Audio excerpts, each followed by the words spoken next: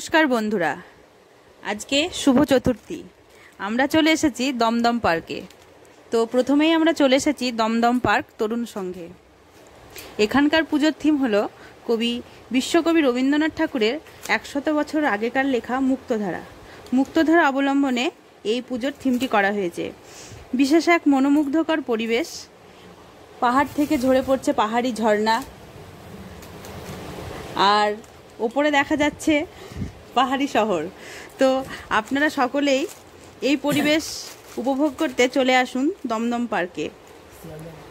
তো দেখতেই পাচ্ছেন প্রচুর ভিড়, চতুর্থীর দিনেই প্রচুর ভিড়।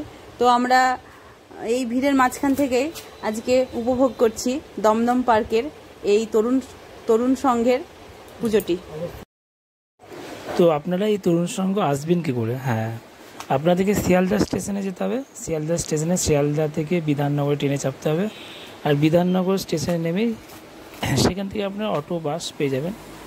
তো বিধাননগর থেকে অটোতে করে আপনি প্রথমে সিমি স্পোর্টিং ক্লাবটা দেখে নেবেন, সেখানকার আনন্দ উপভোগ করেই তারপরে আপনারা 1 থেকে 1.5 কিলোমিটারের